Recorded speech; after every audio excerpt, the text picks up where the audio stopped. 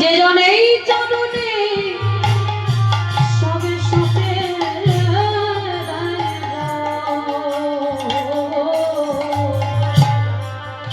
আমি তাদের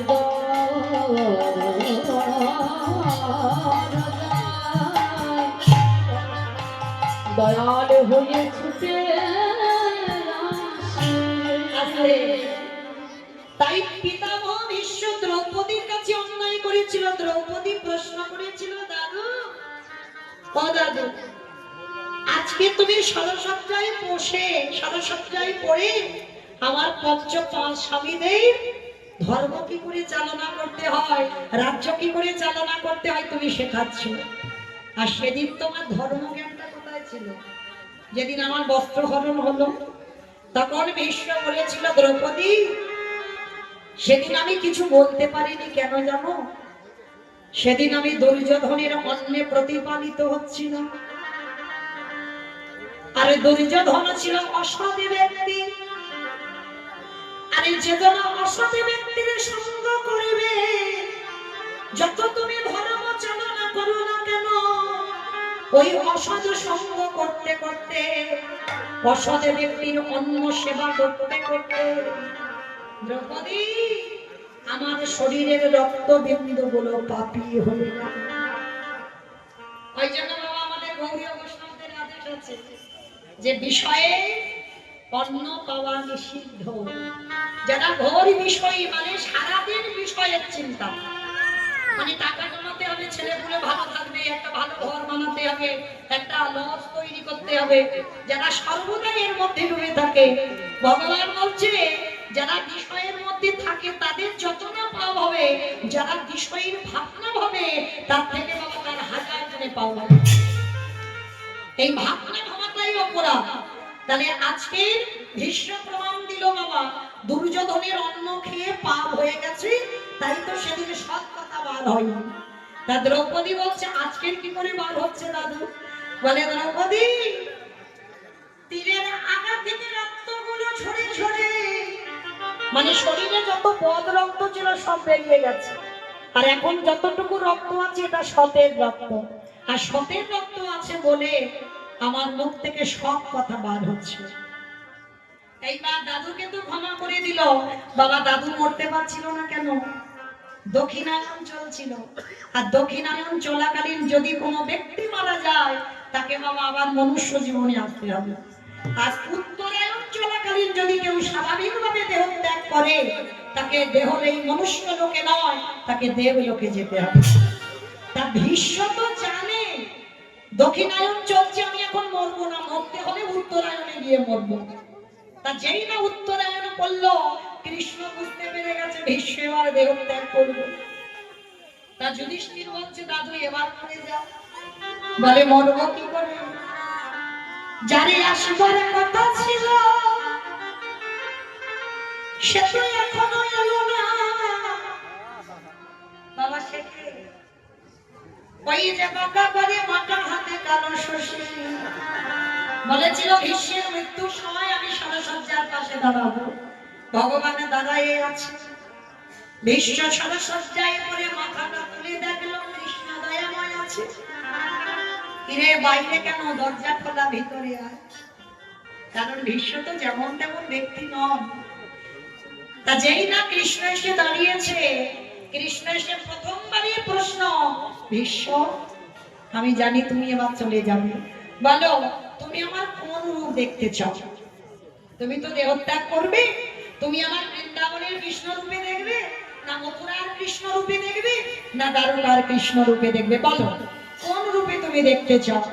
ভীষ্ম কেঁদে বলল, কৃষ্ণ দয়াময়, একান্ত যদি তুমি আমার রূপে দেখাতে চাও, বৃন্দাবনের কৃষ্ণ রূপে দেখতে চাই না, আমি মথুরার কৃষ্ণ রূপে দেখতে চাই না, আমি দ্বারকার কৃষ্ণ রূপে দেখতে চাই না।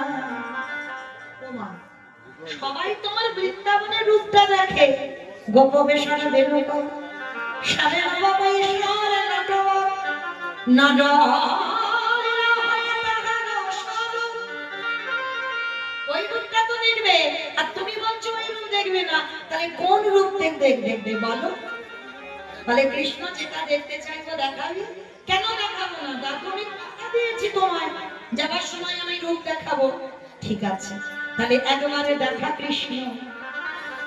ওই বৃন্দাবনের কৃষ্ণ নয়, মথুরার কৃষ্ণ নয়, দ্বারকার কৃষ্ণ নয়, তাহলে কোন কৃষ্ণ বাবা?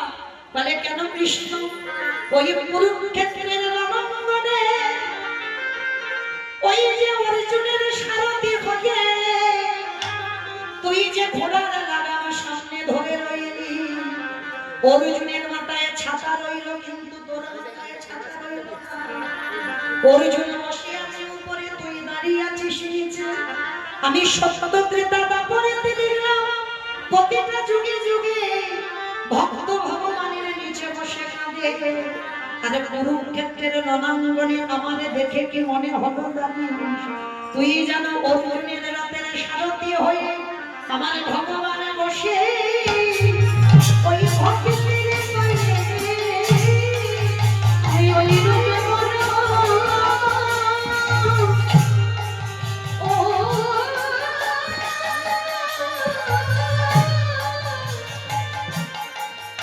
আমি ওই রূপে বলো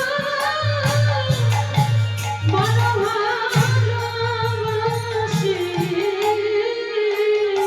যেন ভগবান বাসে ওই ভক্তে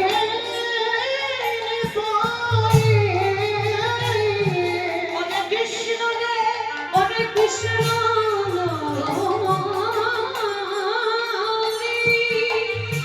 আর তো কলিযুগে যদি আমার একজন ভক্ত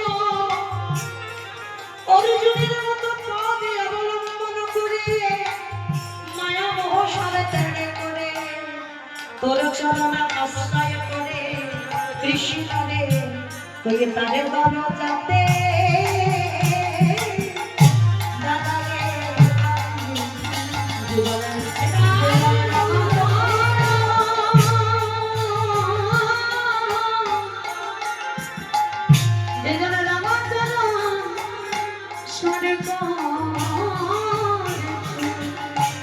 তুই তারে দরজা বসে থাকবি। আসতে তাহলে বাবা সেই রূপ দর্শন করতে করতে আজকের পিতামহ ভীষ্ম দেহ ত্যাগ করেছিল। তাহলে এইটুকু শুনলাম কেন না, এই ভীষ্মের চরিত্র শুনে বুঝলাম বাবা এত বড় বৈষ্ণব হয়েও কর্মফল তাকে ছাড়েনি। বাবা ছাড়েনি। তাহলে ভগবান নিজে নিজেকে ছাড়লো না, রাধারানীকে ছাড়লো না, নিজের মাকেও ছাড়লো না। দেখো সেই যে নবদ্বীপের মাটিতে সচিমা অপরাধ করেছিল, বৈষ্ণব অপরাধ, কি বাবা যেখানে ছিলাম আবার সেখানে ফিরে এলাম তো মনে পড়ছে? নিতাই চাঁদ বলছে ভাই কি অন্যায় করেছিল মা? বলে কেন দাদা তোমার মনে নেই? মা যে অন্যায়টা করেছিল কার কাছে জানো? ত্রিলোকের যিনি সব থেকে বড় বৈষ্ণব। বাবা ত্রিলোকের বড় বৈষ্ণব কে? পরম বৈষ্ণব বাবা ভোলানাথ। হরি বল। আর ওই ভোলানাথের সেবা কিন্তু আমার কৃষ্ণ করে। যেমন আমরা কৃষ্ণ পূজা করি আর কৃষ্ণ পূজা করে ভোলানাথ। তার মানে কত বড় বৈষ্ণব দেখে। কারণ ভগবান বলেছে না, আমার হতে নাম বড়, নাম হতে ভক্ত বড়, ভক্ত হতে ভক্তের পদ ধুলা আরো বড়। তাই তো ভক্তের চরণ সেবা করে ভগবান। তার সেই যে যিনি ভোলানাথ কলিযুগে অদ্বৈত আচার্য গোসাই, আর সেই অদ্বৈত আচার্য গোসাই বাবা একটা অপরাধ করেছিল। কি অপরাধ জানো?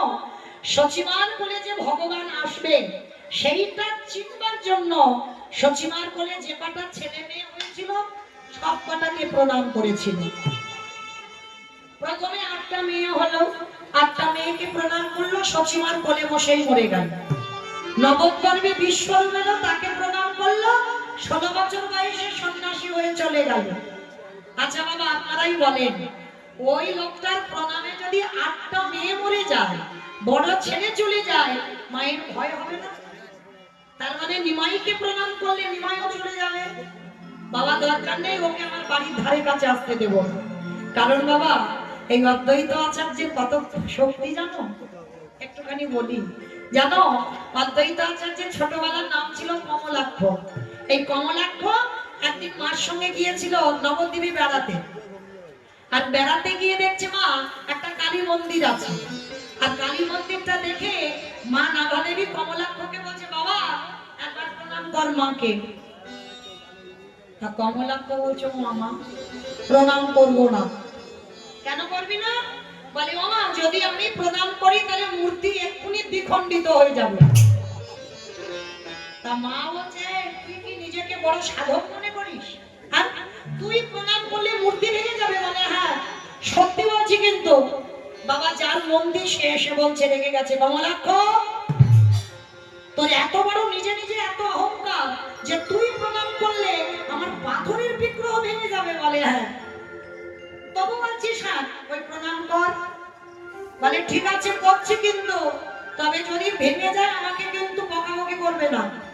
বলে, ঠিক আছে বলবো না, তুই প্রণাম করে কই ভাঙ। অমাইরা অদ্বৈত আচার্যকে বাবা বলা না, আর মাকে প্রণাম করবে, মা নিতে পারবে প্রণাম? তা যেই না বাবা যাচ্ছে গুটি গুটি পায়ে, ছোটবেলার কমলাক্ষ, এরা জগতে তো চেনে না, মাকে চিনবে না নিজের স্বামীকে? ঠিক চিনতে পেরে গেছে। তা যেই না গুটি গুটি পায়ে যাচ্ছে কমলাক্ষ, আর গিয়ে মা পায়েতে এখনো মাথাটা দেয়নি, মানে সবে দিতে যাবে, সঙ্গে সঙ্গে একেবারে মাঝখান থেকে মূর্তিটা, কালী মূর্তিটা দ্বিখণ্ডিত। সব তো অবাক হয়ে গেল নবদ্বীপে।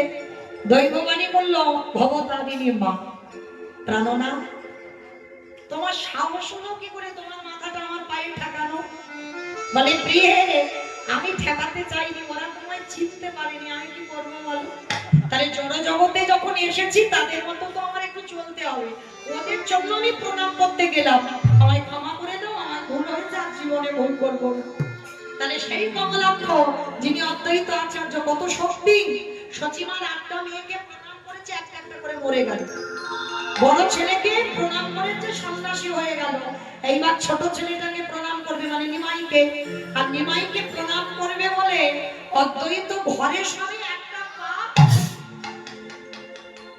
মা বারান্দায় দাঁড়িয়ে বলছে, দাঁড়া, একটা বাড়াবি না। সবাই তোকে বলে তুই অদ্বৈত, কিন্তু আমি তোকে অদ্বৈত বলবো না, তুই হলি দ্বৈত। একজন বৈষ্ণবকে দ্বৈতের